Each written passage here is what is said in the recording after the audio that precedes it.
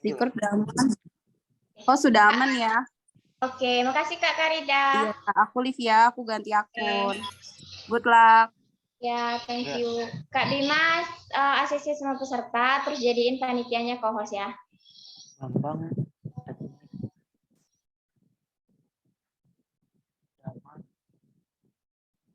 Udah lila nih. Semuanya diizinkan masuk atau gimana, Kak? Coba ACC panitianya aja dulu. Terus kita jadiin co-host semua.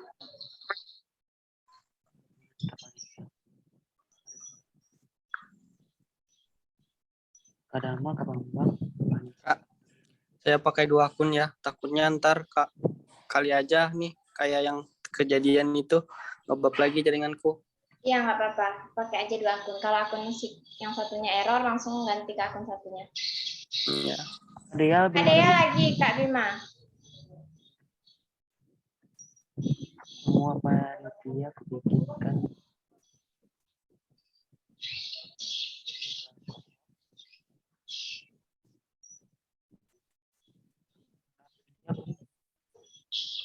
Ibu Laila, Ibu Diana,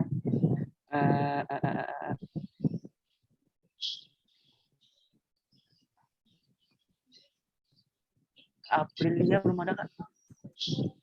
Belum ada ya? Ya udahlah, ACC aja semua peserta itu, terus nanti kalau peserta udah masuk, tampilin video pengenalan kampus dulu sampai jam 3.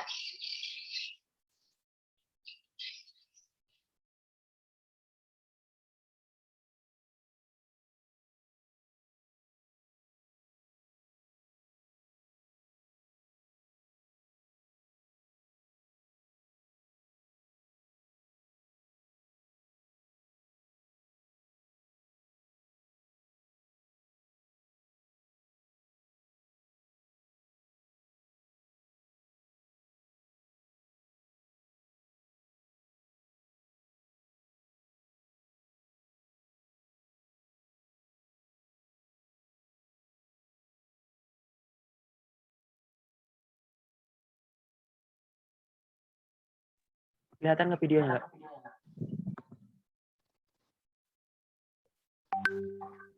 Kelihatan, Kak.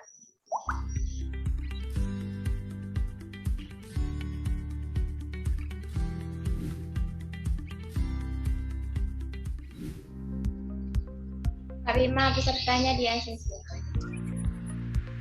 Halo semua, selamat datang di UTA 45 Jakarta. Aku mau kenalin nih salah satu program studi yang menjadi favorit di UTA 45 Jakarta ini, yaitu program studi formasi. Apa aja sih fasilitas yang dimiliki program studi ini? Yuk kita lihat.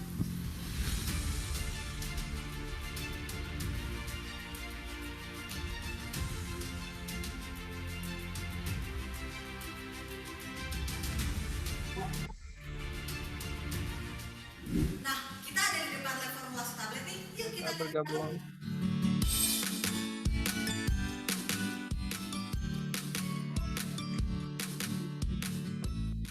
Untuk Bapak Ibu, Kita dapat melakukan pembuatan tablet yang dimulai dari proses pembuatan granul hingga pembuatan tablet, serta evaluasi dari granul dan evaluasi dari tablet. Bapak Ibu sudah bisa bergabung. Yuk, cek laboratorium selanjutnya.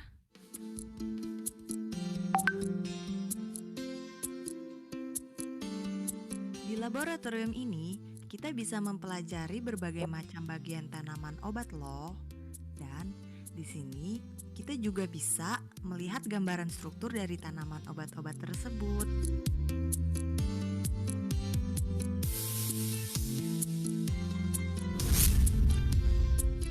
Lanjut yuk ke laboratorium selanjutnya, yaitu laboratorium steril.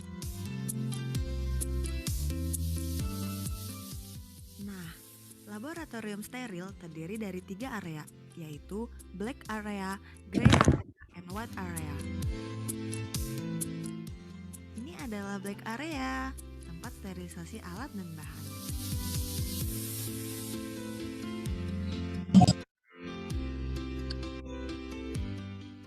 Yang ini adalah gray area, tempat sterilisasi diri.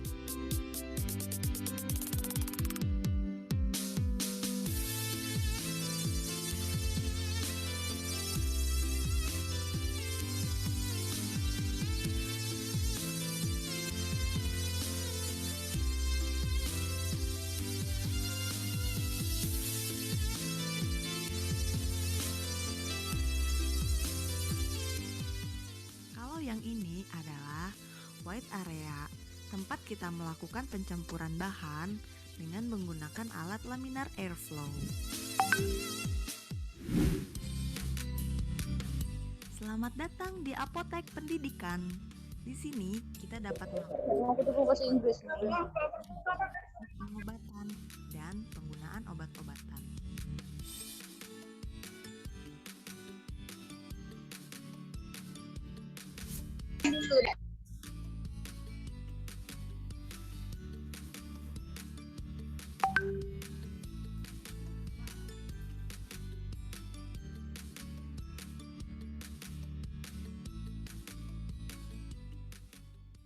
Mohon ditunggu, saya siapkan dulu persis.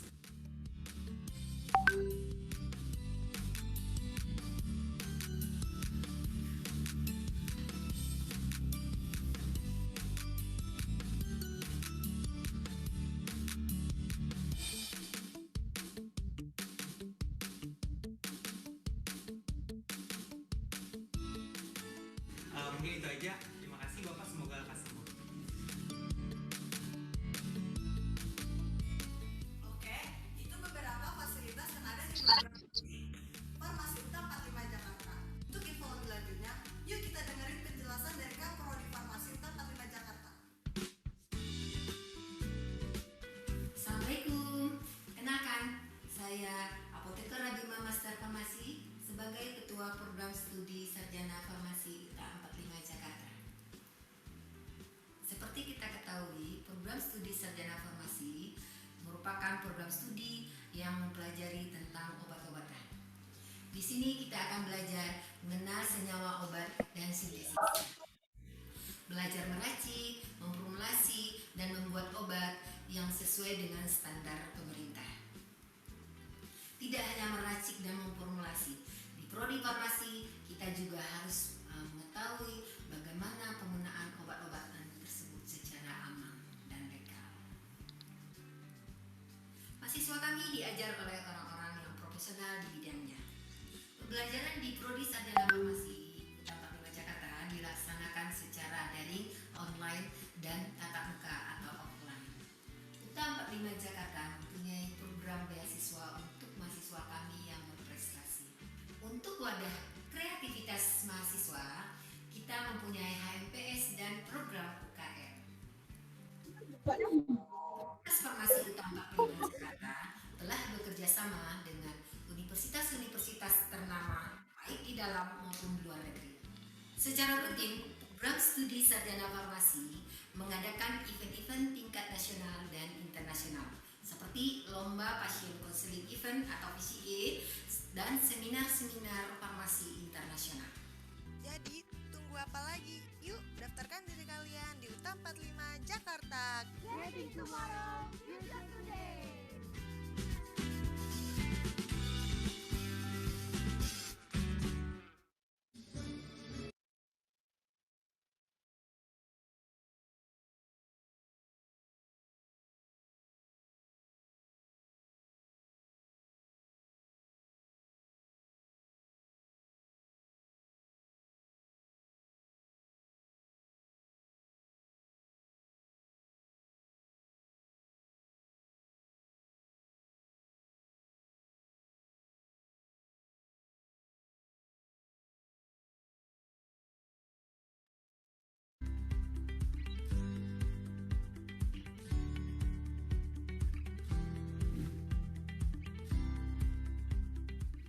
Halo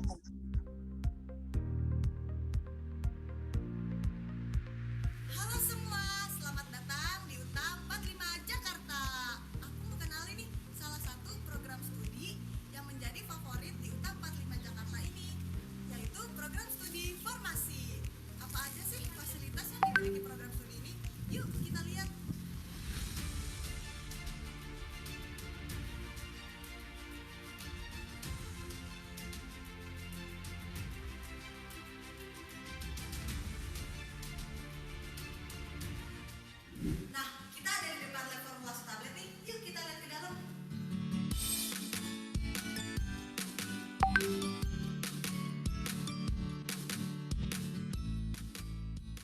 sini, kita dapat melakukan pembuatan tablet yang dimulai dari proses pembuatan granul hingga pembuatan tablet, serta evaluasi dari granul dan evaluasi dari tablet. Dari proses pembuatan granul hingga pembuatan tablet, serta evaluasi dari granul dan evaluasi dari tablet.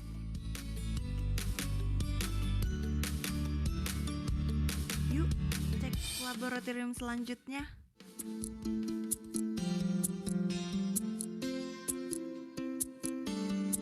Di laboratorium ini, kita bisa mempelajari berbagai macam bagian tanaman obat loh. Dan di sini, kita juga bisa melihat gambaran struktur dari tanaman obat-obat tersebut.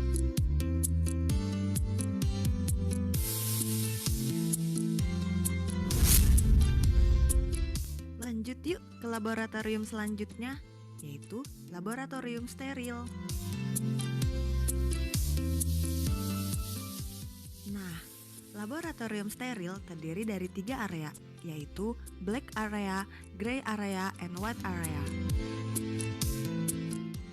Ini adalah black area, tempat sterilisasi alat dan bahan.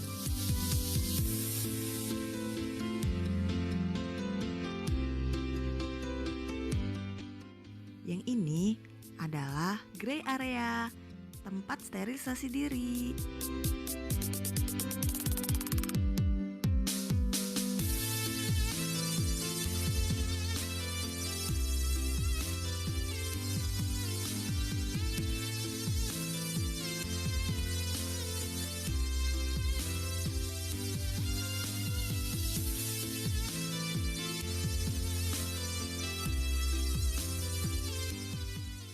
Yang ini adalah white area, tempat kita melakukan pencampuran bahan dengan menggunakan alat laminar airflow.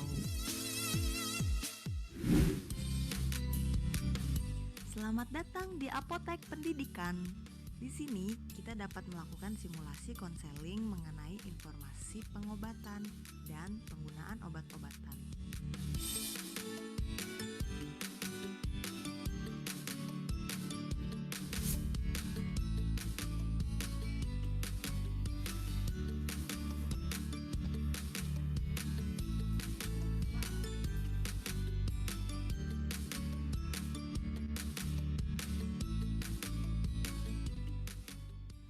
Mohon ditunggu, saya siapkan dulu kursi.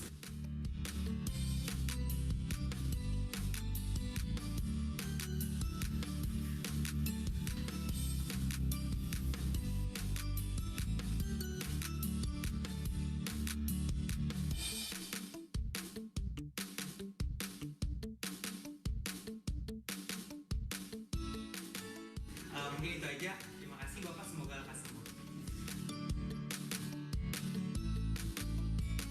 Oke, itu beberapa fasilitas yang ada di program studi Farmasi UNTA 45 Jakarta. Untuk info lebih lanjutnya, yuk kita dengerin penjelasan dari Kak Prodi Farmasi UNTA 45 Jakarta. Assalamualaikum. Kenalkan, saya Apoteker Rabima Master Farmasi sebagai Ketua Program Studi Sarjana Farmasi UNTA 45 Jakarta. Seperti kita ketahui, program studi Sarjana Farmasi merupakan program studi yang mempelajari tentang obat-obatan. Di sini kita akan belajar mengenal senyawa obat dan sintesisnya. Belajar meracik, memformulasi, dan membuat obat yang sesuai dengan standar pemerintah. Tidak hanya meracik dan memformulasi, di Prodi Farmasi kita juga harus mengetahui bagaimana penggunaan obat-obatan tersebut secara aman dan legal. Mahasiswa kami diajar oleh orang-orang yang profesional di bidangnya.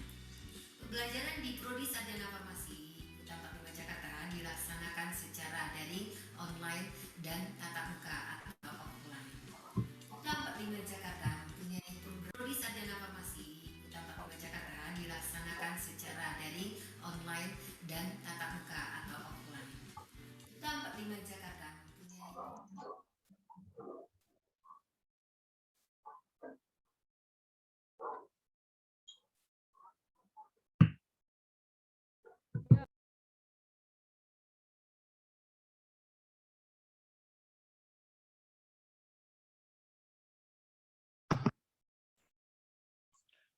Baik, Assalamualaikum warahmatullahi wabarakatuh.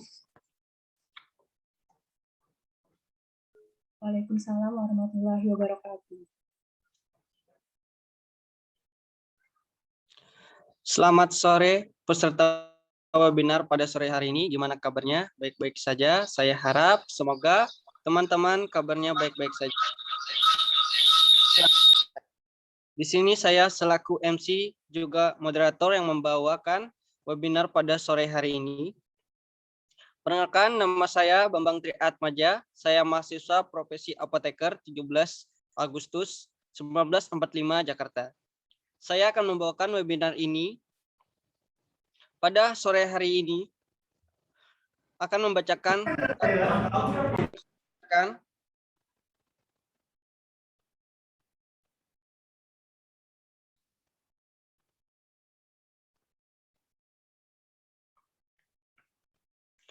yang harus peserta dan juga panitia patuhi agar webinar kita berjalan dengan baik. Adapun tatib sebagai berikut. Yang pertama, untuk link Zoom akan dibagikan oleh panitia 1 jam sebelum webinar dimulai.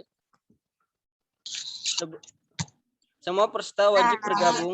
Ya, aku bumerang kalau aku senggang. 2. Semua peserta diwajibkan menggunakan format nama pada peserta Zoom, peserta garis bawah nama dengan menggunakan nama yang jelas dan sama dengan nama yang didaftarkan, contoh peserta Vanessa. 3.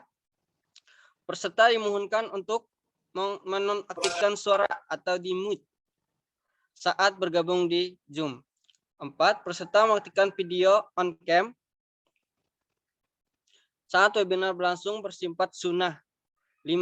Saat webinar berlangsung, peserta wajib mengerjakan pretest dan post-test pada link yang akan dibagikan oleh panitia. 6.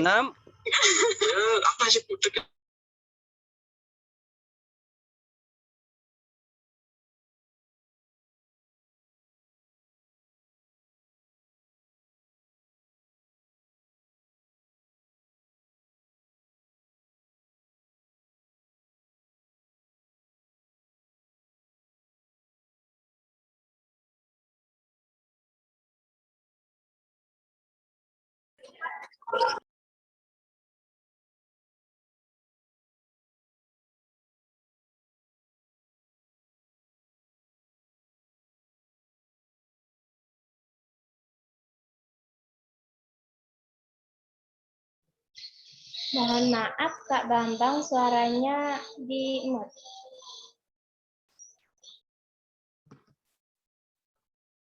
Oke, mohon maaf. Baik, saya ulangi. Baiklah, saya akan mulai dengan mengucapkan Bismillahirrahmanirrahim. Yang terhormat Dr. Apoteker Diana Laili Rahmatillah, M.Pram PhD Klinikal Farmasi, selaku dosen pengampu mata kuliah farmakoterapi terapan. Yang kedua, yang terhormat Ketua Pelaksana Kak Dama Puja Erlangga S.Pram. Selanjutnya, para narasumber sekalian antara lain Kak Anggun Sri Mulyani S.Pram dan Kak Aprilia Dea Putri S.Pram. Serta yang terhormat Bapak Ibu peserta webinar pada siang hari ini yang berbahagia. Dan tidak lupa juga teman-teman panitia yang luar biasa sudah menjalankan webinar ini sehingga kita semua ada pada Zoom meeting pada sore hari ini. Alhamdulillah, alhamdulillah, puji syukur kita panjatkan karena berkat rahmatnya kita bisa berkumpul untuk bersama-sama menimba ilmu dari para narasumber yang luar biasa ini meskipun harus dilaksanakan secara online. Semoga kita tetap sehat selalu. Amin. Baiklah, langsung saja saya bacakan susunan acara pada sore hari ini. Berikut ini saya bacakan susunan acara. Yang pertama, pembukaan menyanyikan lagu Indonesia Raya dan Mas Duta. Yang kedua, sambutan-sambutan. Yang ketiga, pembacaan doa. Yang keempat, pretest. Yang kelima, pemutaran materi oleh narasumber. Yang keenam, post-test. Dan ketujuh, penutup. Itu tadi susunan acara pada hari ini. Memasuki susunan acara ke yang pertama, yaitu menyanyikan lagu Indonesia Raya Mas Duta kepada seluruh peserta dan panitia diharapkan berdiri. Untuk kepada Kak Bima, dipersilahkan untuk play lagu Indonesia Raya. Maybe next month, no. First week.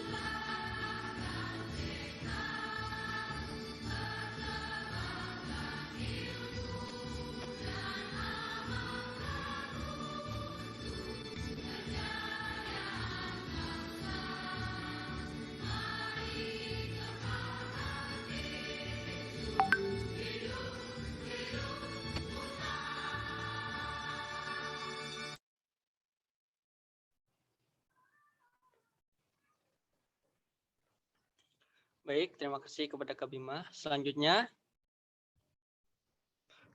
kita memasuki acara yang kedua, yaitu sambutan. Kita persilakan sambutan dari Ketua Pelaksana, yaitu Kak Dama Puja Erlangga Espram. Kepada Kak Dama Puja Erlangga Espram, kami persilahkan.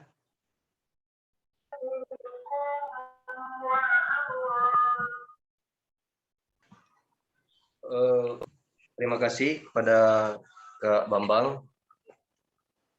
Assalamualaikum warahmatullahi wabarakatuh. Kita semua. Yang terhormat Ibu Apoteker, Ibu Dokter Apoteker Diana Laila Ramatila M.Pharm, selaku dosen pengampu mata kuliah farmakoterapi terapan ini. Yang terhormat para hadirin sekalian yang telah menyempatkan hadir di acara webinar kita hari ini dan rekan-rekan panitia yang saya banggakan. Pertama-tama kita panjatkan puji syukur kehadirat Tuhan Yang Maha Esa, di mana berkah rahmat-Nya kita masih bisa hadir di acara webinar kita pada hari ini dengan judul pengenalan penyakit diabetes mellitus. Tujuan webinar kali ini yaitu agar para hadirin, rekan-rekan panitia, termasuk saya, bisa tahu apa itu diabetes mellitus, terus tanda-tanda gejala diabetes mellitus, dan tata laksana atau cara pengobatan diabetes mellitus itu sendiri. Mungkin sekilas hanya itu saja yang dapat saya sampaikan. Jika terdapat kesalahan dan kekurangan, kami sebagai panitia minta maaf yang sebesar-besarnya. Saya akhiri, billahi taufiq wal hidayah. Wassalamualaikum warahmatullahi wabarakatuh. Saya kembalikan kepada moderator. Baik, sebelumnya saya memohon maaf karena jaringan di komputer saya lagi ada gangguan, jadi saya memakai untuk transkripsi. Jadi saya selanjutnya kata sambutan dari Ibu Dokter Apotek.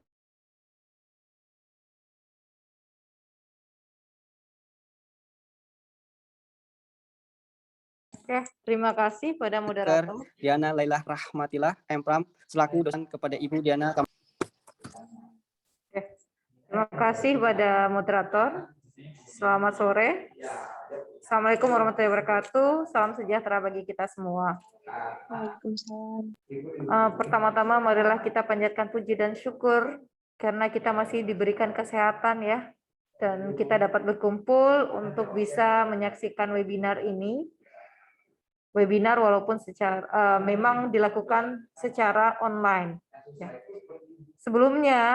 Sebelum pandemi COVID-19, proyek seperti ini dilakukan secara offline.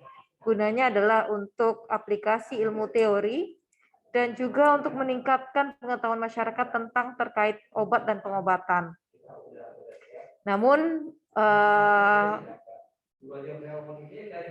karena adanya COVID-19, maka proyek berubah menjadi online webinar. Mudah-mudahan apa yang akan disampaikan oleh teman-teman apoteker dapat memberikan ilmu dan manfaat. Mudah-mudahan di sini juga ada dari kalangan masyarakat ya, yang bisa berdiskusi dan bertanya tentang terkait pengobatan. Karena banyak dari masyarakat yang akhirnya end up ke rumah sakit dengan perburukan yang lebih parah dibandingkan penyakit sebelumnya. Karena ketakutan mereka terhadap mengkonsumsi obat. Padahal obat itu kalau dikonsumsi dengan baik dan teratur, ini akan dapat mencegah perburukan. Mungkin itu dari saya. Sukses untuk acaranya. Saya kembalikan lagi kepada moderator. Terima kasih. Assalamualaikum warahmatullahi wabarakatuh. Terima kasih kepada Ibu Dokter Diana Laila Rahmatillah Empram, selaku dosen pengampu farmakoterapi terapan kepada Ibu. Terima kasih sudah menyampaikan sepatah dua katanya. Selanjutnya, pembacaan doa kepada Kak Bima Wahyuda Espam, dipersilahkan. Assalamualaikum warahmatullahi wabarakatuh. Demi kelancaran dan keberkahan kegiatan kita hari ini, mari sama-sama kita menundukkan kepala sejenak untuk berdoa kepada Yang Maha Kuasa. Berdoa dimulai untuk berdoa menurut kepercayaan masing-masing. Dimulai.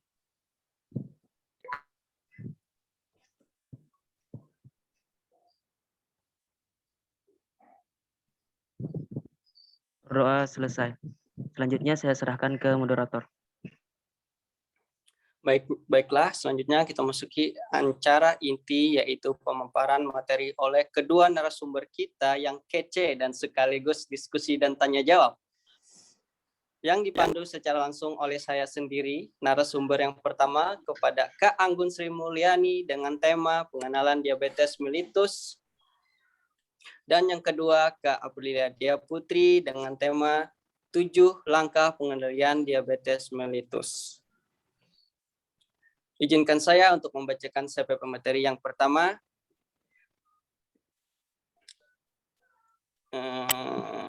Riwayat pendidikan,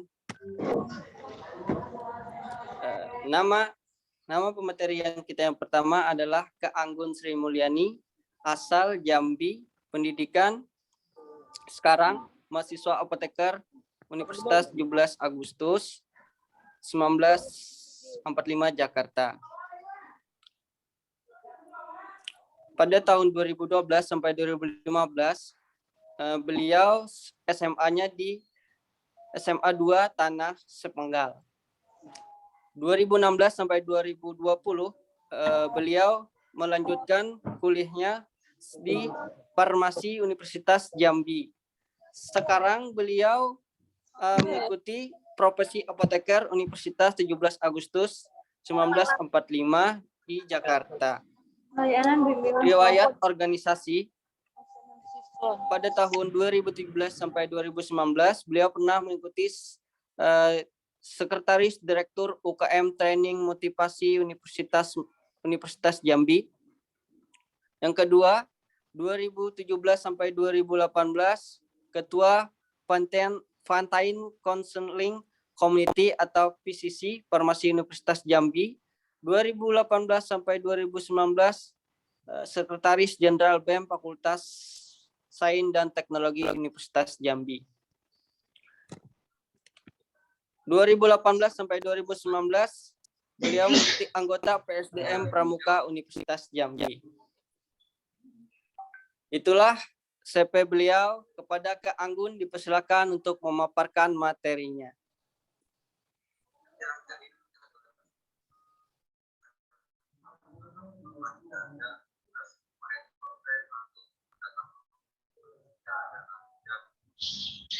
Oke, baik. Bismillahirrahmanirrahim. Assalamualaikum warahmatullahi wabarakatuh. Selamat sore teman-teman peserta webinar kefarmasian yang hadir pada hari ini.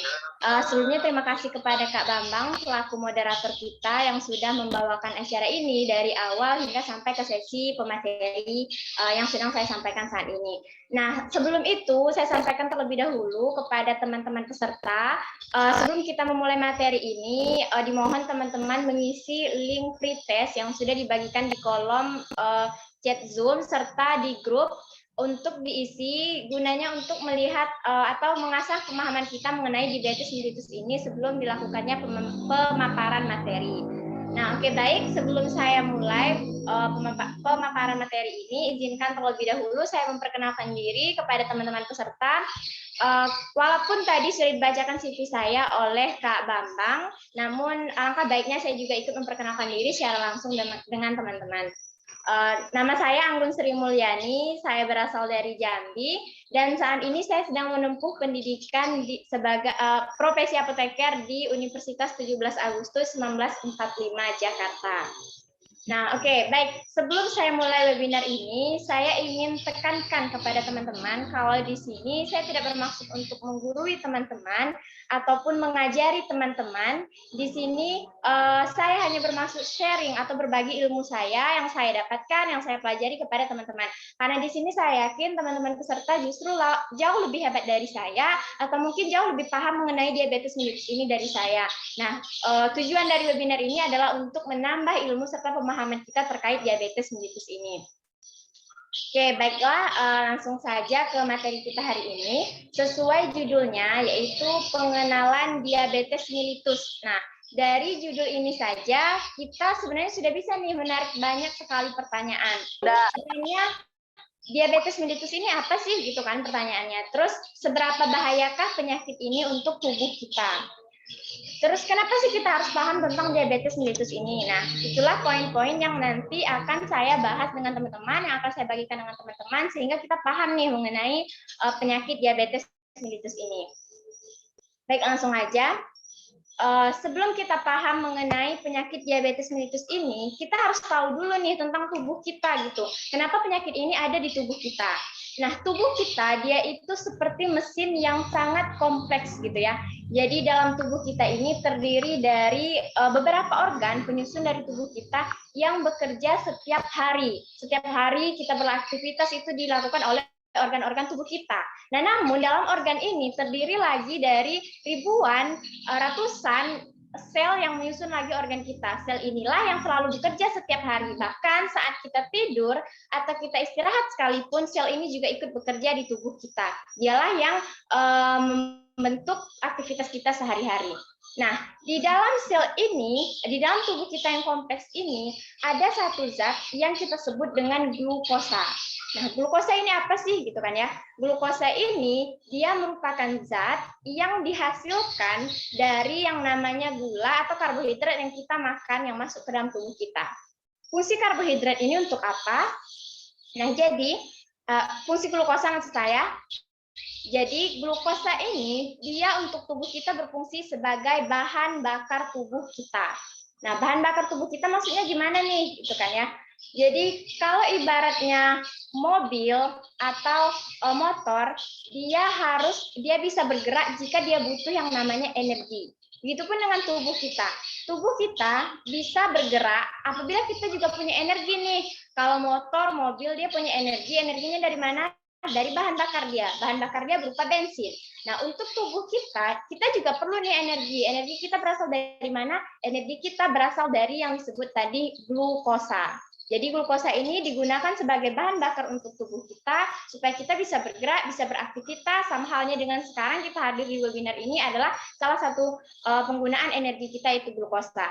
Glukosa ini dia bisa digunakan menjadi energi untuk tubuh kita apabila dia sudah masuk ke dalam sel tubuh kita. Jadi, tapi ada tapinya ini. Glukosa nggak bisa nih langsung masuk aja ke dalam sel kita gitu kan ya. Tok sel ini aku nih glukosa gitu. Aku mau jadi energi buat tubuh manusia ini. Nggak bisa. Glukosa bisa masuk ke dalam sel tubuh kita apabila dia ada yang menyambut gitu. Nah, yang menyambut glukosa ini nanti disebut dengan insulin. Jadi glukosa kalau dia mau masuk ke dalam tubuh kita, dia perlu yang namanya insulin.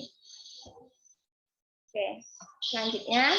Nah, jadi gimana tubuh kita menggunakan glukosa ini? Nah, seperti yang sudah saya jelaskan tadi, glukosa dia digunakan oleh tubuh kita dengan bantuan yang namanya insulin tadi, gitu ya. Seperti animasi yang di sebelah ini bisa teman-teman lihat, glukosa dia bisa nih masuk ke dalam sel kita buat jadi energi, tapi nggak bisa masuk sendiri. Dia butuh yang namanya insulin ini tadi. Jadi insulin yang menyambut glukosa supaya dia bisa masuk ke tubuh kita. Nanti kalau dia sudah masuk ke dalam sel kita diubah menjadi energi. Energi inilah yang kita gunakan untuk beraktivitas sehari-hari. Jadi insulin ini dia menyebabkan glukosa berpindah ke dalam sel sehingga tubuh bisa menghasilkan energi. Energi itulah yang kita gunakan untuk beraktivitas.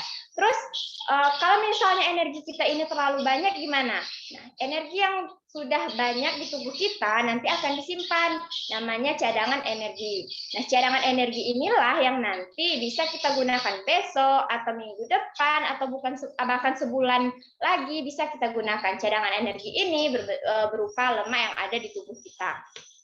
Oke, sampai di sini paham ya kawan-kawan? Nah, jadi untuk kinerja insulin ini dia bawa glukosa masuk ke sel kita itu gimana? Nah, seperti yang saya jelaskan tadi.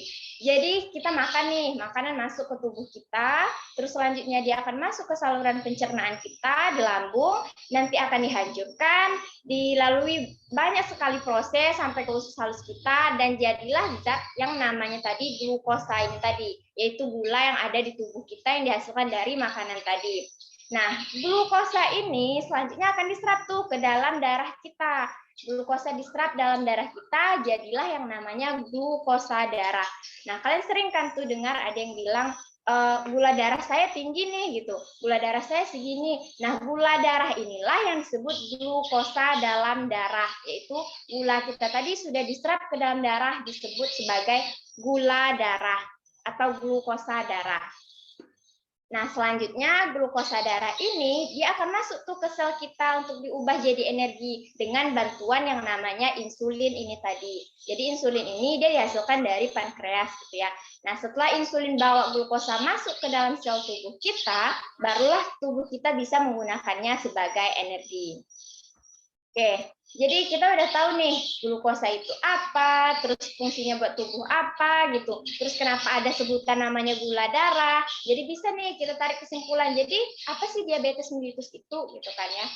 Kalau orang-orang biasanya menyebut diabetes mellitus ini dengan sebutan kencing manis. Nah, jadi kalau ada kakek atau nenek kalian bilang, si ini tuh penderita kencing manis gitu, itu sama halnya dengan penyakit diabetes mellitus. Kalau bahasa medisnya itu penyakit diabetes mellitus. Nah, jadi diabetes itu apa? Diabetes adalah penyakit di mana kadar glukosa dalam darah kita, yaitu kadar gula darah kita, rata-rata lebih tinggi dari normalnya. Jadi seperti yang saya jelaskan tadi, gula darah kita ini ya harus masuk ke dalam sel kita. Nah, kalau dia nggak bisa masuk ke sel kita, gula itu akan menumpuk di darah kita. Nah, kondisi gula yang menumpuk terlalu banyak di darah kita itulah yang disebut dengan diabetes mellitus. Oke, sampai di sini paham ya teman-teman yang dimaksud diabetes mellitus itu apa gitu. Terus kalau secara bahasa pun diabetes itu berarti pancuran dan mellitus itu berarti madu atau gula. Nah, secara bahasa saja itu sudah bisa tuh kita simpulkan diabetes mellitus itu apa sih? Yaitu pancuran dari gula atau madu yang terlalu banyak di tubuh kita gitu. Dia mengendam di darah kita sehingga menyebabkan sebuah penyakit yang disebut dengan diabetes mellitus. Oke, baik. Selanjutnya, gimana cara kita menentukan gula darah kita itu tinggi di tubuh kita? Glukosa itu banyak di darah kita. Nah, caranya untuk tenaga kesehatan itu bisa menggunakan terlebih dahulu untuk mendeteksi dini kita itu terkena diabetes atau tidak dengan tes sederhana. Ada 2 tes sederhana yang bisa dilakukan. Yang pertama disebut dengan tes urin, dan yang kedua ada tes darah. Nah, tes urin ini yaitu urin kalian nanti diambil, diuji, dilihat gulanya. Jika urin kalian positif gula, itu artinya gula kalian itu banyak di urin. Nah, yang kedua ada disebut dengan tes darah. Nah, untuk tes darah ini, tes sederhananya itu yang sering kalian di pelayanan kesehatan atau misalnya ada cek kesehatan gratis gitu. Yang darah diambil dari jari kalian, terus dicek, dilihat kadarnya berapa, itu biasanya tes darah seperti itu. Untuk yang tes sederhananya. Nah, jadi apa fungsi tes sederhana ini untuk mendeteksi dari diabetes mellitus ini?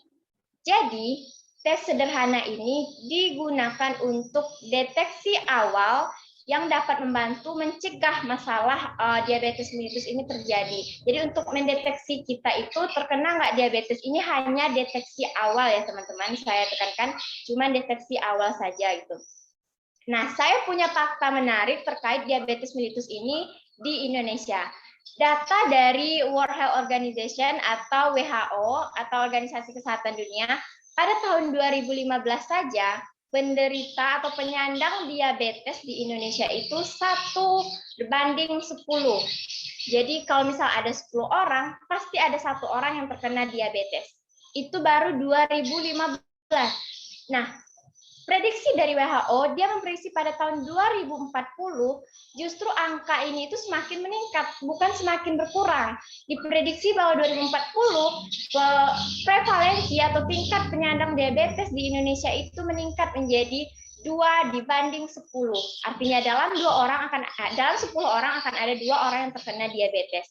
Nah, artinya penyakit diabetes ini nggak main-main di Indonesia, teman-teman. Penyakit diabetes ini cukup membahayakan atau prevalensinya itu cukup tinggi di Indonesia. Jadi itulah fungsinya kita mendeteksi awal penyakit diabetes mellitus ini untuk bisa mencegah di kemudian hari. Siapa tahu teman-teman, orang tua teman-teman atau orang-orang terdekat dari teman-teman itu ternyata terkena diabetes gitu, atau bahkan mungkin kita sendiri. Nah, itulah perlunya kita mendeteksi dini kadar gula yang ada di dalam darah kita sehingga tidak terjadi yang namanya penyakit diabetes mellitus ini.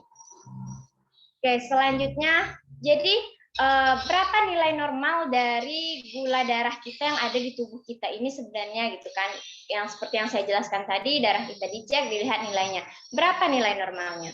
Nah, tenaga kesehatan ada 3 jenis keadaan tubuh atau gula darah kita yang dicek saat pendiagnosaan penyakit diabetes mellitus ini. Yang pertama itu disebut sebagai gula darah puasa. Nah, jadi gula darah puasa ini apa?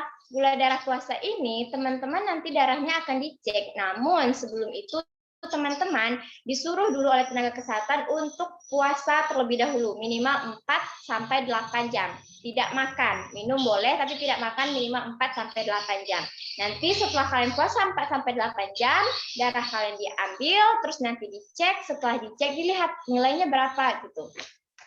Kalau nilainya itu di bawah 125 atau 126, berarti gula darah dalam tubuh teman-teman itu normal. Namun apabila nilainya itu di atas 125 atau 126, teman-teman bisa dikatakan prediabetes atau diabetes. Nah, jadi apa sih beda prediabetes sama diabetes ini gitu? Kalau dia prediabetes itu kadar gula darah teman-teman itu tinggi sesuai dengan nilai ini tadi, tapi teman-teman belum menunjukkan gejala-gejala dari penyakit diabetes ini. Nah, untuk gejala-gejalanya nanti akan saya jelaskan di slide berikutnya. Tapi kalau diabetes, itu teman-teman sudah merasakan gejala dari penyakit ini, terus gula darah teman-teman juga udah tinggi, itu disebut dengan diabetes. Nah, selanjutnya ada keadaan tubuh atau gula darah kedua yang bisa dicek, yaitu 2 jam setelah makan. Atau bahasa medisnya sering disebut postprandial, gula darah postprandial gitu. Yaitu cara pendeteksiannya adalah teman-teman disuruh puasa dulu sekitar 4 jam atau 8 jam, 4 jam paling maksimal. Setelah itu teman-teman akan diberi makan berupa karbohidrat atau gula seperti itu ya. Cuman ada takarannya, kalau tidak salah sekitar 75 mg teman-teman diberi makan dulu. Setelah itu disuruh lagi puasa 2 jam. 2 jam. Setelah 2 jam sesudah makan itu baru gula darah teman-teman atau darah teman-teman diambil, dicek, dilihat nilainya berapa. Kalau nilainya di bawah 140, artinya gula darah kita normal. Tapi apabila di atas 140, itu bisa menandakan teman-teman itu prediabetes atau diabetes. Seperti itu ya. Selanjutnya ada disebut dengan gula darah sewaktu. Gula darah sewaktu ini apa? Gula darah sewaktu ini biasanya diambil saat itu juga. Yang teman-teman sering ikut cek kesehatan gratis, yang diambil darahnya di jari itu biasanya gula darah sewaktu yang diambil. Teman-teman tidak ada disuruh puasa atau tidak makan, nggak langsung diambil, terus dicek darahnya. Kalau nilainya di bawah 200, teman-teman bisa dikategorikan normal atau prediabetes. Dan kalau di atas 200, teman-teman bisa dikategorikan prediabetes atau diabetes. Namun untuk gula darah sewaktu ini tidak bisa langsung didiagnosis kalau kalian itu diabetes, tidak. Tapi akan ada diagnosis lebih lanjut lagi. Makanya kalau teman-teman cek di petugas kesehatan atau kesehatan gratis itu dan ternyata gula darah teman-teman tinggi, sebaiknya silakan datang ke dokter untuk berobat dan konsultasi mengenai apakah teman-teman benar-benar diabetes atau gula darah teman itu naik karena ada faktor yang lain. Seperti itu. Terus apakah pengecekan untuk diabetes ini hanya dengan 3 ini? Tidak. Ini hanya pengecekan darah yang secara sederhana juga. Secara lengkap atau bagusnya, teman-teman harus datang ke pelayanan kesehatan seperti rumah sakit ataupun puskesmas. Nanti itu akan ada tenaga kesehatan profesional seperti dokter. Teman-teman juga akan dicek ada yang namanya HbA1c. HbA1c inilah yang bisa menandakan berapa sih sebenarnya, berapa persen sih gula di tubuh teman-teman itu gitu. Itu yang tenaga ahli yang bisa memeriksanya seperti itu. Nah, selanjutnya jadi kita udah tahu nih diabetes itu apa, terus berapa kadarnya yang disebut diabetes itu. Kita juga harus tahu siapa yang berisiko terkena penyakit diabetes mellitus ini. Jadi yang pertama, orang yang mempunyai keluarga atau riwayat keluarga yang terkena penyakit diabetes mellitus. Misalnya kakek atau nenek teman-teman yang pernah terkena penyakit diabetes mellitus ini, atau kencing manis kata orang, atau mungkin orang tua teman-teman sendiri penderita diabetes mellitus ini. Nah, kalian sebagai keturunannya itu berisiko cukup tinggi terkena penyakit diabetes mellitus ini. Kenapa? Untuk alasannya nanti akan saya jelaskan di penyebab penyakit diabetes mellitus ini. Yang kedua, orang yang berumur di atas 35 tahun atau 40 tahun. Nah, kenapa orang tua itu rentan terkena penyakit diabetes? Dikarenakan orang tua itu fungsi pankreas atau pabrik yang memproduksi insulin ini tadi kemampuannya sudah menurun karena sudah tua gitu. Jadi fungsinya itu sudah tidak sebaik pas masih muda. Makanya orang tua itu rentan atau berisiko tinggi terkena penyakit diabetes mellitus. Selanjutnya orang dengan berat badan berlebih atau obesitas itu juga rentan terkena penyakit diabetes mellitus. Teman-teman bisa cek indeks massa tubuh atau berapa sih berat badan ideal teman-teman. Apakah saya ini sudah masuk ke dalam kategori obesitas atau kategori kurus atau bahkan mungkin sudah ideal. Nah, silakan dicek, itu bisa membantu kita untuk mendeteksi dini penyakit yang ada di tubuh kita. Nah, selanjutnya ada orang yang tidak melakukan kegiatan fisik. Nah, kalau teman-teman kerjaannya sehari-hari cuma tidur saja, main HP, nggak ada aktivitas fisik, itu otomatis energi yang teman-teman buat dari makanan teman-teman itu menumpuk di darah kita, tidak digunakan, otomatis menyebabkan kita berisiko penyakit diabetes mellitus ini. Itulah kenapa olahraga itu atau aktivitas fisik itu menjadi penting untuk tubuh kita lakukan setiap hari, minimal 3 kali dalam seminggu, seperti itu ya. Oke, ini untuk orang-orang yang berisiko terkena penyakit diabetes mellitus. Jadi, balik lagi nih, jadi diabetes mellitus ini penyebabnya apa gitu? Kenapa bisa diabetes mellitus ini terjadi? Selain dari yang saya jelaskan mengenai glukosa, insulin tadi gitu ya. Jadi, penyebab dari diabetes mellitus ini secara garis besarnya yang pertama itu fungsi pankreas yang tidak tepat. Gitu. Oh, mohon maaf.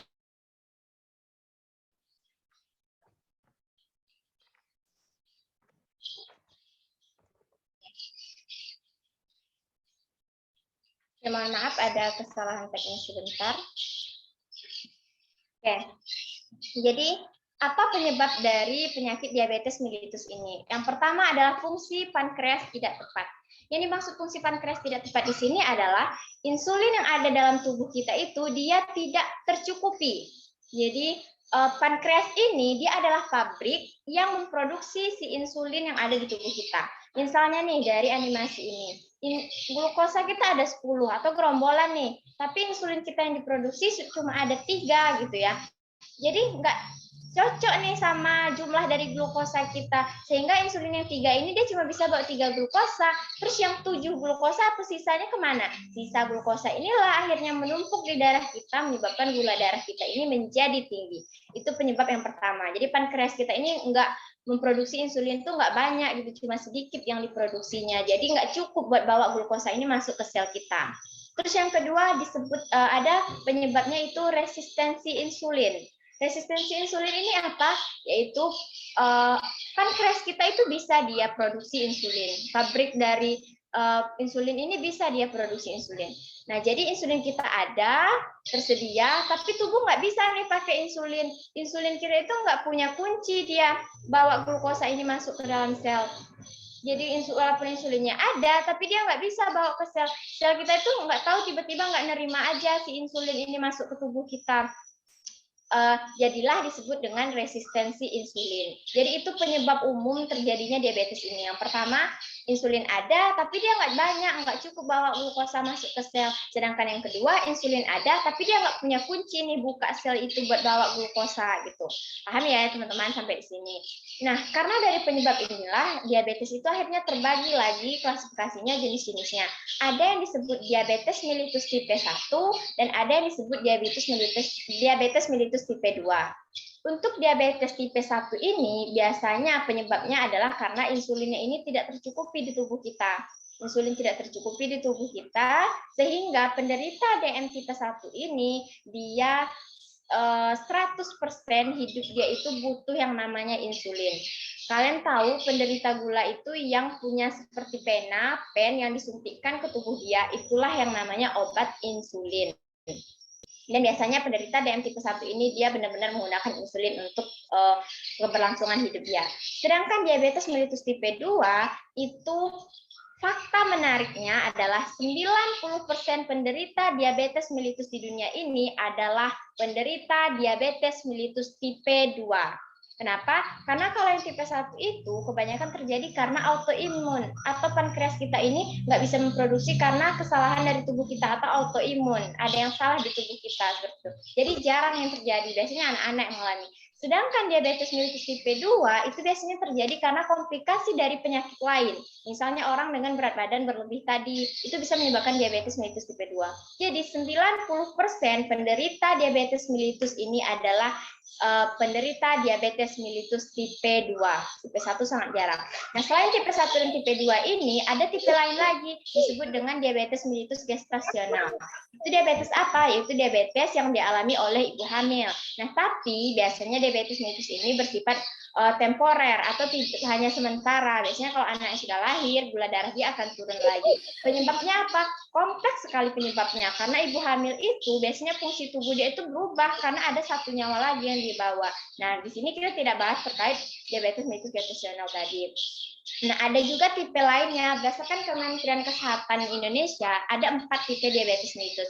Yang pertama DM tipe 1, yang kedua DM tipe 2, yang ketiga DM gestasional atau diabetes mellitus saat kehamilan, dan yang keempat diabetes mellitus lainnya. Itu ada maturity onset of yang itu jarang sekali terjadi atau mungkin hanya 1%.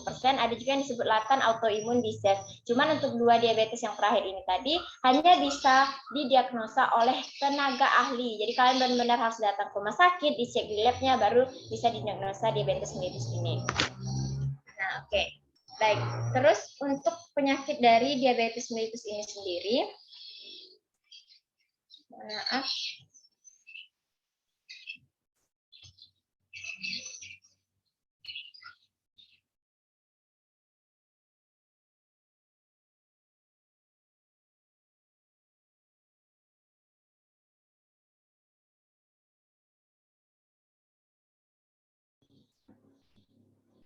Nah, oke. Untuk dari penyakit dari diabetes mellitus ini sendiri, mohon maaf tadi ada kesalahan teknis, saya share screen ulang.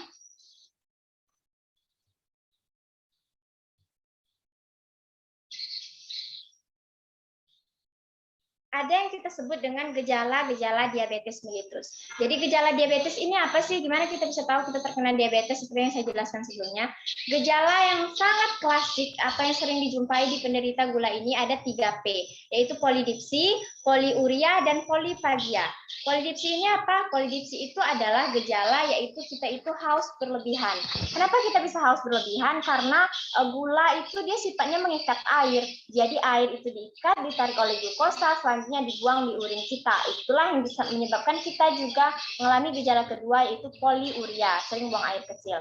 Selanjutnya ada polifagi atau banyak makan. Kita itu mudah lapar. Kenapa mudah? Serta penurunan berat badan yang tidak bisa dijelaskan. Pertama, kenapa kita mudah lapar? Karena gula sebagai sumber energi tadi dia tidak masuk ke dalam sel kita. Sehingga sel kita itu merasa terus kita itu butuh energi nih, kami butuh energi, kami lapar, sehingga dia menstimulus otak kita memerintah lagi ke mulut kita untuk makan terus. Jadi kita ngerasa lapar terus. Padahal gula itu ada, energi kita itu ada, tapi dia nggak bisa masuk ke sel, dia cuma menumpuk di darah kita.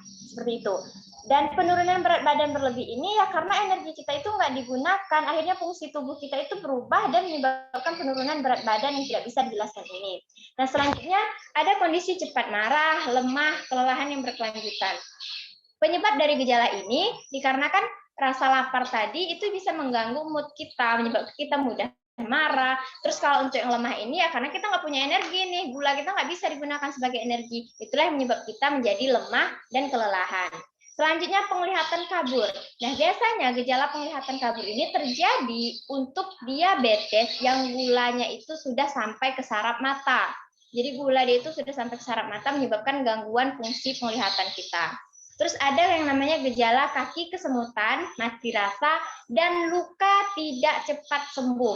Nah, untuk kaki kesemutan dan mati rasa ini, saraf-saraf kita itu, gula kita itu udah sampai ke sana, ke indera perasa kita, sehingga menyebabkan kita itu mati rasa, udah nggak kerasa lagi. Dan sama halnya dengan luka tidak cepat sembuh, seperti pada gambar ini, luka pada diabetes, teman-teman yang pernah melihat orang sebut gula basah itu pasti kaki dia luka, itu diakibatkan saraf kita ini udah nggak terasa lagi, udah mati rasa, dan kaki jarang sekali kita perhatikan. Setelah lukanya udah besar, baru kita terlihat. Dan gula penderita diabetes ini, karena darah dia basah terus akibat gula ini, mengakibatkan gulanya sulit untuk sembuh. Itulah kenapa penderita diabetes itu lukanya sangat sulit disembuh, bahkan ada yang sampai amputasi. Oke, baik. Untuk pemaparan materi saya mengenai diabetes mellitus cukup jelas ya teman-teman, seperti yang saya jelaskan tadi. Apabila ada pertanyaan nanti boleh teman-teman tanyakan di akhir sesi ini. Nah, baik, saya mengutip kalimat dari seorang penyair terkenal, yaitu pencipta cerita Romeo dan Juliet. Beliau bilang bahwa tubuh kita adalah kebun kita dan kemauan kita merupakan tukang kebun kita. Jadi apabila teman-teman tidak punya kemauan untuk mencegah penyakit di tubuh teman-teman, tidak membuat tubuh teman-teman jadi lebih sehat, ya tubuh kita sendiri yang akan hancur, gitu. Kebun kita sendiri yang akan hancur. Jadi mari dari sekarang kita lebih aware, lebih perhatian dengan tubuh kita, penyakit apa yang kita derita, kita harus periksa diri dari sekarang ke pelayanan kesehatan terdekat. Demikian pemaparan dari saya ucapkan terima kasih dan saya kembalikan ke moderator.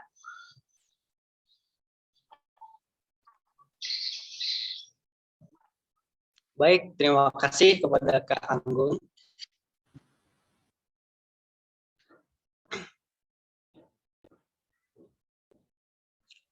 Baik, terima kasih kepada Kak Anggun Sri Mulyani Espram sudah menyampaikan materi yang sangat luar biasa. Selanjutnya, langsung saja kita ke pemateri yang kedua yang dibawakan oleh Kak Aprilia Dea Putri Espram dengan tema 7 langkah pengendalian diabetes mellitus. Izinkan saya untuk membacakan CP pemateri yang kedua kepada Kak Bima.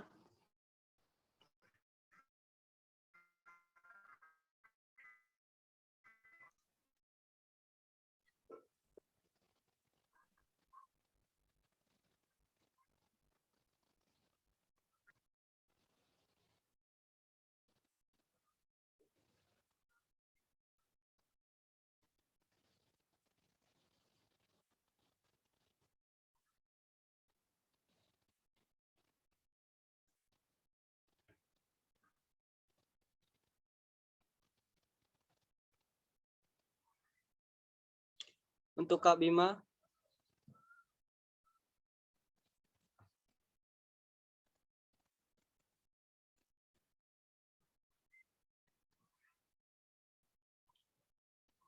Baik, saya akan membacakan kurikulum vitae sang pemateri. Baik, nama beliau adalah Aprilia Dea Putri, tanggal lahir Bengkulu 15 Maret 1998, asal Bengkulu, pendidikan sekarang mahasiswa apoteker 17 Agustus 1945 Jakarta. Riwayat pendidikan beliau pada tahun 2013 sampai 2016 beliau mengikuti sekolah di SMK 16 Farmasi Kota Bengkulu. 2016 sampai 2019 beliau masuk D3 Farmasi Stikes Al-Fatah Kota Bengkulu. 2018 sampai 2019 S1 Farmasi di Universitas 17 Agustus 1945. Dan yang sekarang beliau mengikuti profesi apoteker Universitas 17 Agustus. Kepada Kak Aprilia dipersilakan untuk memaparkan materinya. Baiklah, terima kasih kepada Kak Bambang sebagai moderator.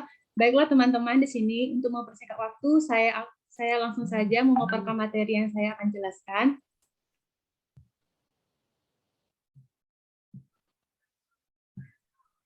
Nah, di sini saya akan menjelaskan tentang 7 langkah pengendalian diabetes mellitus. Jadi apa saja 7 langkah itu? Yaitu yang pertama ini adalah berperan aktif dalam pengobatan. Di mana biasanya pasien yang baru mengalami diabetes mellitus itu, mereka pasti akan mencari informasi mengenai apa itu diabetes mellitus. Nah, kemudian mereka akan membuat jadwal pemeriksaan rutin, misalnya minimal itu 1 minggu sekali. Nah, jika perlu, mereka akan melakukan rujukan kepada dokter. Nah, misalnya mereka telah menggunakan obat anti diabetes dan mereka telah melakukan pemeriksaan rutin, dan kadar gula darahnya tidak kunjung turun, maka pasien dapat meminta pemeriksaan lebih lanjut kepada dokter. Baiklah, untuk yang kedua itu adalah pola makan yang baik. Yang pertama itu adalah makan teratur sesuai dengan kebutuhan. Jadi kita itu harus hindari makan makanan yang manis dan makanan dengan karbohidrat yang tinggi dengan jarak makan besar yaitu 4-6 jam.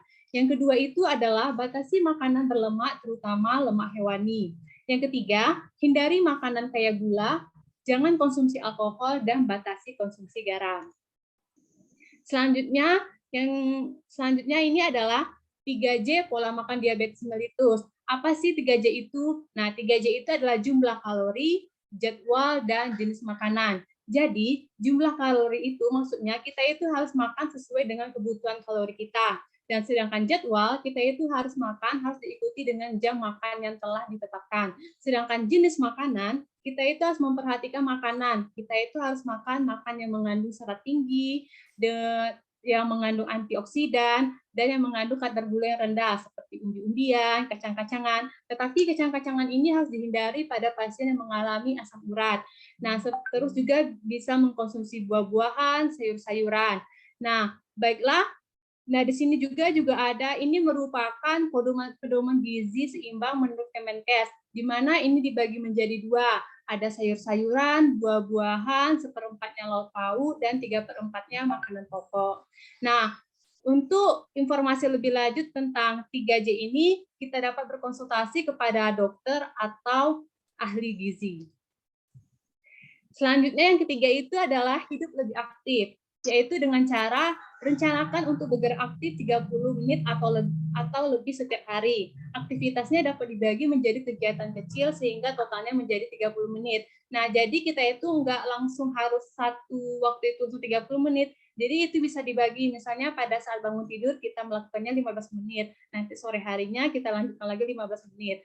Nah, lalu pilihlah kegiatan yang diminati dan sesuai dengan kemampuan. Jadi kita itu bisa melakukan olahraga ringan yang tidak usah memberatkan seperti berlari kecil, senam. Tetapi dengan pasien yang mengalami osteoporosis atau gangguan pada tulang, mereka dapat melakukan seperti bersepeda atau berenang karena tumpuannya itu tidak terlalu berat. Selanjutnya ini adalah nomor 4, yaitu minum obat sesuai dengan anjuran dokter. Yang pertama itu adalah patuhi jadwal minum obat. Nah, banyak sekali pasien yang malas minum obat, sehingga kadar gula darahnya itu bukannya turun, malah naik. Nah, jadi untuk menurunkan kadar gula darahnya, jadi pasien harus patuhi jadwal minum obat sesuai dengan yang telah diberikan. Yang kedua itu adalah jangan mengubah dosis tanpa sepengetahuan dokter. Nah, juga banyak pasien itu yang mengubah dosis dengan sendirinya. Misalnya diberikan informasi itu 3 kali sehari 1 tablet, tapi pasien minumnya 3 kali sehari 2 tablet. Nah, ini bukan. Nah, yang terjadi itu adalah malah gula darahnya itu akan sangat rendah dan terjadilah pingsan. Nah, maka dari itu untuk menghindari terjadinya itu, jadi kita jangan mengubah dosis tanpa sepengetahuan dokter. Yang ketiga ini adalah bagi yang menggunakan insulin, patuhi jadwal makan Anda demi keberhasilan terapi. Selanjutnya yang kelima, yaitu periksa kadar gula darah secara teratur. Yang pertama itu adalah catat nilai kadar gula darah, yang kedua catat tanggal pemeriksaan, yang ketiga catat obat yang diminum, yang keempat catat kondisi tubuh saat pemeriksaan. Nah, biasanya ini juga ada juga pasien itu yang rajin yang mencatat misalnya tanggal sekian, gula darahnya sekian, obat yang diminum ini. Nah, jadi sehingga pada saat dia berkonsultasi ke dokter, dokter itu bisa menilai apakah dosisnya dapat dikurangkan atau ditambah jika hasil yang didapat itu tidak sesuai. Selanjutnya, yang keenam, perhatikan kaki Anda. Nah, kenapa perhatikan kaki Anda? Karena seringkali kita itu lupa memperhatikan kaki kita, padahal kelihatan. Nah, misalnya pada pasien diabetes, nah misalnya dia menggunakan sepatu yang sempit tuh. Nah, jadi otomatis kalau kakinya kesakitan, jadi dia itu merasa mati rasa kakinya kan karena ya pasien diabetes itu kakinya itu mati rasa. Jadi pada saat terjadinya luka dia tidak tahu. Nah, maka dari itu kita harus memperhatikan kaki kita setiap hari, jaga kaki selalu bersih, lembut dan lembut. Gunakan kaos kaki dan alas kaki yang nyaman, lalu potong kuku jari kaki lurus sejajar dengan ujung jari. Nah, terus juga kita jangan sampai kuku kita itu panjang, karena itu juga bisa menyebabkan luka pada kaki kita. Nah, yang terakhir ini adalah periksa mata Anda secara teratur. Nah, jika kita mengalami gangguan mata seperti rabun atau mata kita seperti berawan, nah sebaiknya pasien diabetes itu mengkonsultasikannya kepada dokter agar dilakukan pemeriksaan lebih lanjut. Baiklah teman-teman, sekian presentasi dari saya. Selanjutnya saya kembalikan ke moderator. Terima kasih. Baik, terima kasih kepada Kak Dea selaku pemateri yang kedua. Baik, kawan-kawan, terima kasih juga kepada Kak Anggun selaku pemateri yang pertama. Baik, kawan-kawan, sebelum kita memulai tanya jawab dan diskusinya, saya mohon kepada kawan-kawan untuk mengisi post-test. Link untuk pengisiannya akan dikirim melalui WA ataupun chat room. Silakan untuk kawan-kawan untuk mengisi dulu. Saya kasih waktu untuk pengisiannya itu 3 menit ya kawan-kawan, cukup.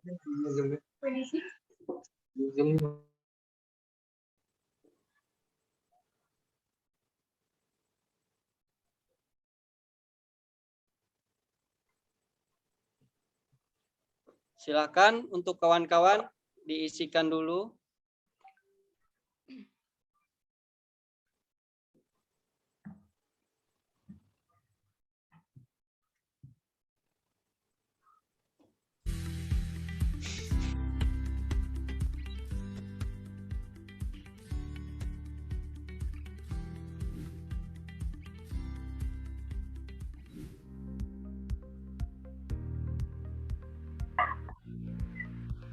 Halo semua, selamat datang di UTA 45 Jakarta. Aku mau kenalin nih salah satu program studi yang menjadi favorit di UTA 45 Jakarta ini, yaitu program studi farmasi. Apa aja sih fasilitas yang dimiliki program studi? Itu mana lagi? Yang isi lagi kau tuh?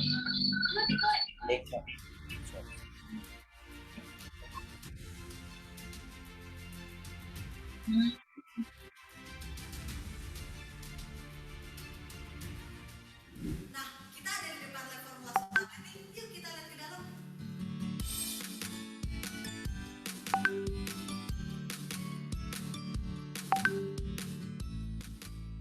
Di sini, kita dapat melakukan pembuatan tablet yang dimulai dari proses pembuatan granul hingga pembuatan tablet, serta evaluasi dari granul dan evaluasi dari tablet.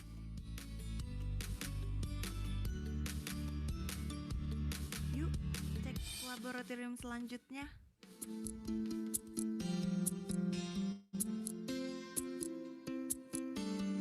Di laboratorium ini, kita bisa mempelajari berbagai macam bagian tanaman obat loh. Dan di sini kita juga bisa melihat gambaran struktur dari tanaman obat-obat tersebut. Baik, untuk kawan-kawan jangan lupa. Baik, untuk pada absennya diisi, sudah dikirim oleh panitia. Laboratorium selanjutnya yaitu laboratorium steril. Nah, laboratorium steril terdiri dari 3 area, yaitu black area, gray area, and white area. Ini adalah black area, tempat sterilisasi alat dan bahan.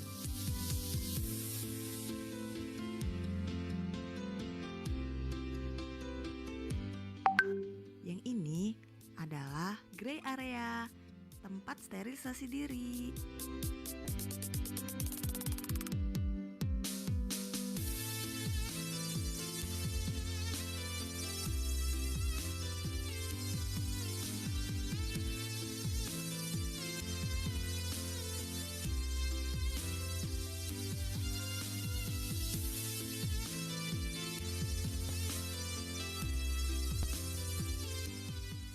Kalau yang ini adalah white area, tempat kita melakukan pencampuran bahan dengan menggunakan alat laminar airflow. Selamat datang di Apotek Pendidikan. Di sini kita dapat melakukan simulasi konseling mengenai informasi pengobatan dan penggunaan obat-obatan.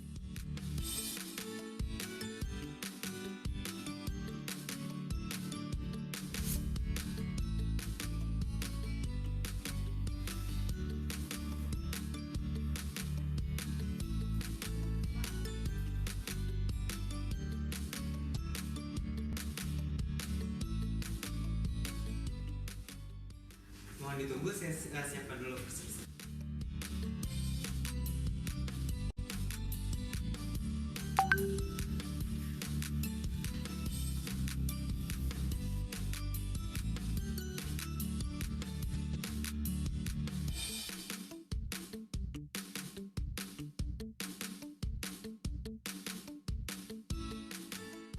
Mungkin itu aja. Terima kasih Bapak, semoga lekas sembuh. Oke, itu beberapa fasilitas yang ada di program studi Farmasi UTA 45 Jakarta. Untuk info lebih lanjutnya, yuk kita dengerin penjelasan dari Kak Prodi Farmasi UTA 45 Jakarta. Assalamualaikum. Kenalkan, saya Apoteker Rabima Master Farmasi sebagai Ketua Program Studi Sarjana. Seperti kita ketahui, program studi sarjana farmasi merupakan program studi yang mempelajari tentang obat-obatan. Di sini kita akan belajar mengenal senyawa obat dan substansi. Belajar meracik, memformulasi, dan membuat obat yang sesuai dengan standar studi. Hanya meracik dan memformulasi. Prodi farmasi kita juga harus mengetahui bagaimana menggunakan obat-obatan secara ini diajar oleh orang-orang yang profesional di bidangnya. Pembelajaran di prodi sarjana farmasi dilaksanakan secara daring, online, dan tatap muka atau offline. UTA 45 Jakarta mempunyai program beasiswa untuk mahasiswa kami yang berprestasi. Untuk wadah kreativitas mahasiswa, kita mempunyai HMPS dan program UKM. Fakultas Farmasi UTA 45 Jakarta telah bekerja sama dengan universitas-universitas ternama baik di dalam maupun di luar negeri. Secara rutin, program studi sarjana farmasi mengadakan event-event tingkat nasional dan internasional seperti lomba pasien konseling event atau PCE dan seminar-seminar farmasi internasional. Jadi, tunggu apa lagi? Yuk, daftarkan diri kalian di UTA 45 Jakarta. Ready tomorrow, future today.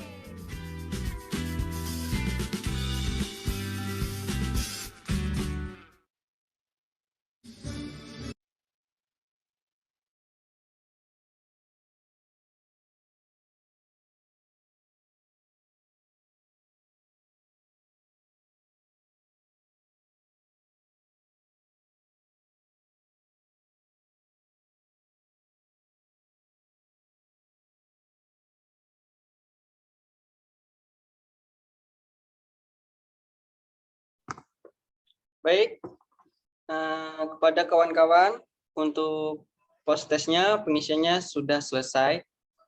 Baik, untuk kepada kawan-kawan yang ingin bertanya dan masih ada yang masih bingung, silahkan kawan-kawan untuk angkat tangan atau raise hand.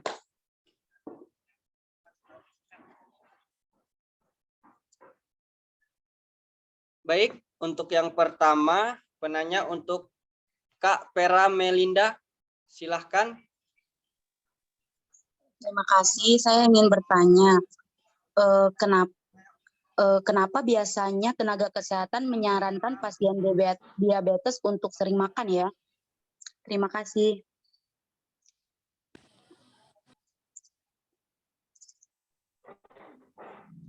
Baik, yang kedua untuk penanya Widya Tengkulung. Baik, terima kasih. Kak, tadi sudah disebutkan bahwa diabetes itu adalah kondisi gula darah yang tinggi di tubuh kita. Kalau begitu, orang yang saat dicek gula darahnya tinggi berarti pasti akan terkena diabetes atau bagaimana? Mohon penjelasannya. Terima kasih.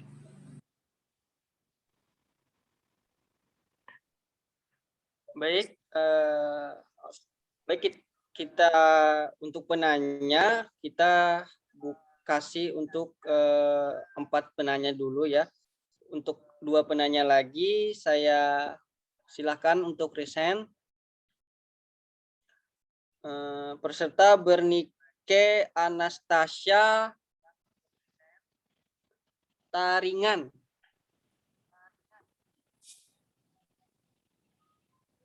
Oke Kak, di sini saya ingin tanya, kan gejala diabetes itu banyak. Apakah semua orang semua penderita diabetes itu akan mengalami gejala yang sama? Terus bagaimana, misalnya kan sering nih orang mengabaikan gejala-gejala tersebut karena menganggap itu bukan sesuatu hal yang penting. Nah, bagaimana apa yang akan terjadi jika kita mengabaikan gejala tersebut? Terima kasih.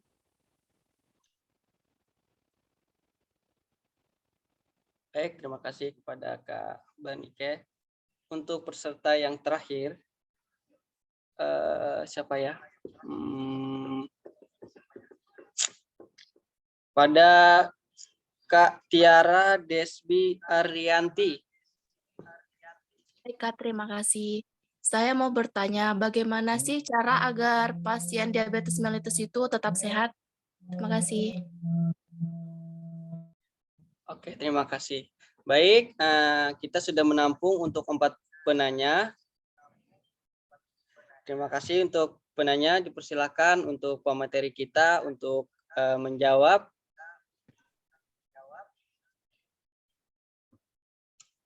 Untuk Kak Anggun dan Kak Dea dipersilakan.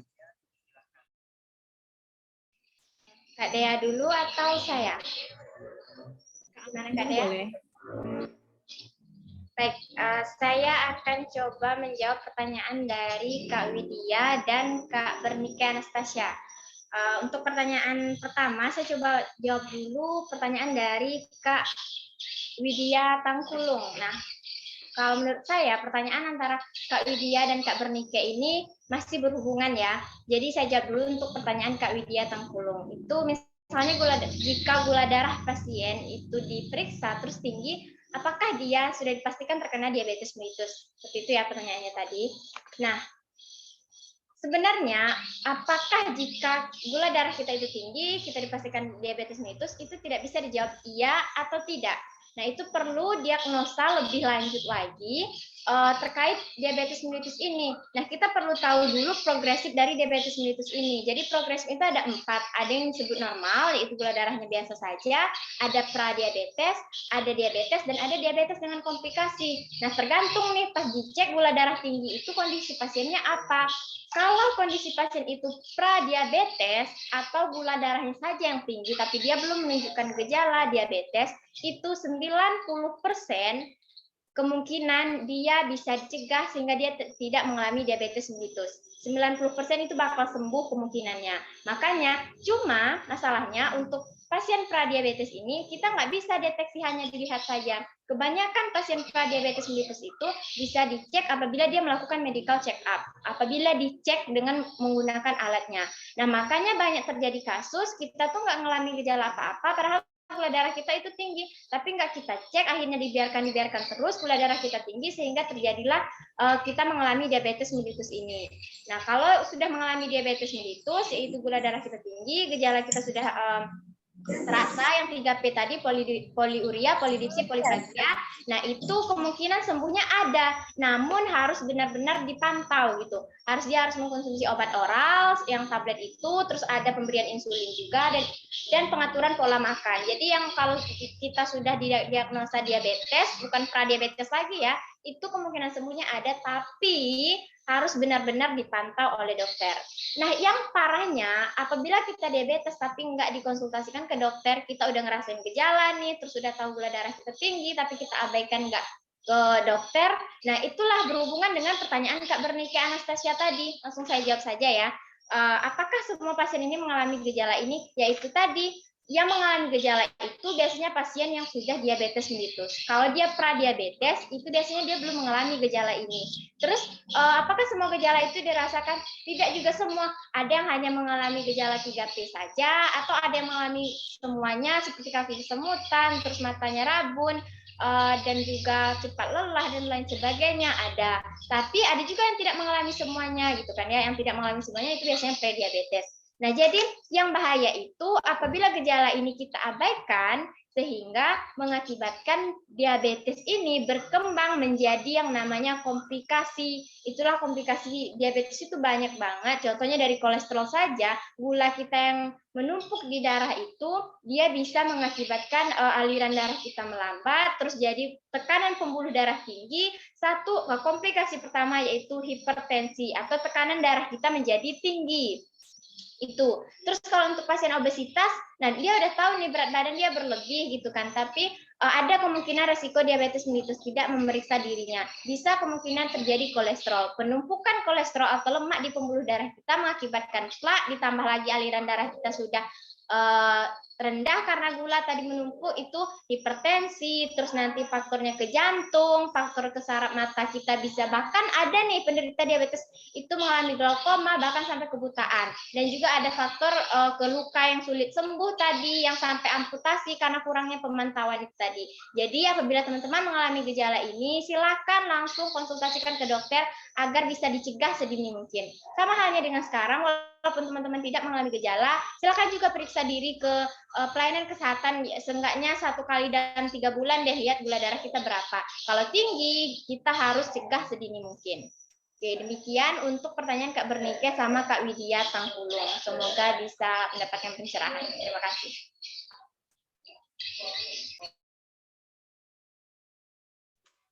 Baiklah, di sini saya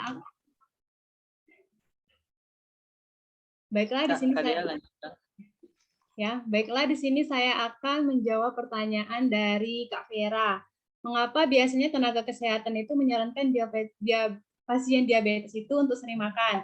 Ya, betul. Pasien diabetes itu disarankan untuk makan itu 5-6 kali sehari, tapi dengan porsi yang sedikit dan sering. Dan tidak lupa untuk menerapkan pola 3J, yaitu adalah jumlah kalori, jadwal, dan jenis makanan. Nah, sebenarnya kalau kita lihat makannya 5-6 kali sehari itu terkesannya makannya kebanyakan. Nah, tetapi sebenarnya ini bagus. Dengan itu kita harus menerapkan pola 3J itu yang dia sebutkan tadi, yang tidak melewati standar yang telah ditetapkan. Nah, kenapa penting sekali untuk makan sedikit tapi sering? Nah, pada pasien yang diabetes itu respon insulinnya itu sudah tumpul. Jadi kerja insulinnya itu sudah tidak bagus lagi. Jadi untuk meningkatkan sensitivitas insulinnya itu agar kerjanya lebih bagus lagi, jadi kita itu makan tapi dengan makannya itu sering tapi dengan porsi sedikit, sehingga insulinnya itu dapat diproduksi tapi sedikit dan terus tetap ada, dan sensitivitasnya dapat kita kendalikan. Bagaimana dengan Kak Vera?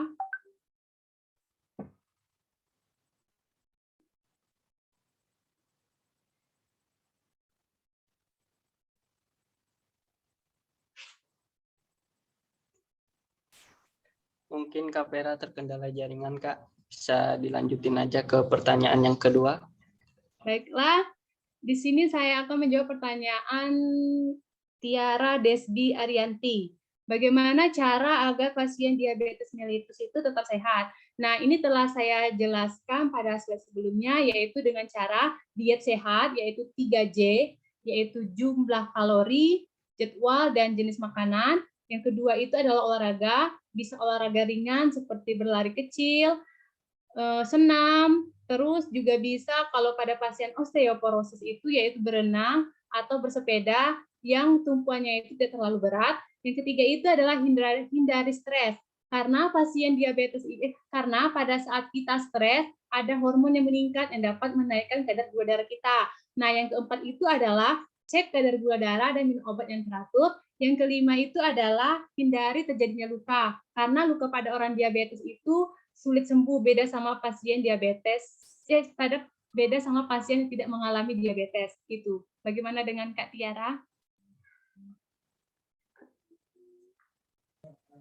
Ya, Kak. Terima kasih. Ya, baik Kak. Terima kasih. Baik, terima kasih kepada para narasumber kita yang sudah memaparkan materinya luar biasa. Dan saya mohon maaf juga kepada kawan-kawan yang bertanya, tidak bisa saya sebutkan satu-satu karena keterbatasan waktu. Mungkin kawan-kawan bisa via chat sama-sama via chat untuk bertanya kepada Kak Anggun ataupun Kak Dea ke lebih dalamnya lagi. Mungkin itu saja yang dapat saya sampaikan. Alhamdulillah kita telah sampai di penghujung acara. Di sini saya akan tarik kesimpulan. Diabetes mellitus sangatlah banyak, bahkan di Indonesia menempati peringkat keempat. Dan itu bukan hanya orang tua, tetapi anak-anak, anak remaja terkena diabetes. Kalau masyarakat tidak bisa merubah pola hidup ke arah yang lebih baik, pastinya akan lebih banyak lagi penderita diabetes yang akan selanjutnya, seperti kata Kak Anggun tadi. Alhamdulillah kita telah sampai di penghujung acara. Terima kasih banyak kepada Ibu Dr. Apoteker Diana Lely Rahmatillah MPram PhD yang sudah mau meluangkan waktunya untuk hadir di tengah kesibukannya, serta peserta yang telah menyimak acara dari awal sampai akhir. Semoga banyak ilmu yang didapat untuk diaplikasikan dalam kehidupan sehari-hari. Saya mewakilkan panitia yang bertugas menyampaikan mohon maaf atas salah dan kata dan perbuatan, karena saya hanya manusia biasa, penuh luput dan dosa. Kebenaran itu hanya milik Allah semata. Akhir kata, terima kasih dan wassalamualaikum warahmatullahi wabarakatuh. Saya Bambang Triatmaja mengundurkan diri. Terima kasih kepada peserta. Terima kasih.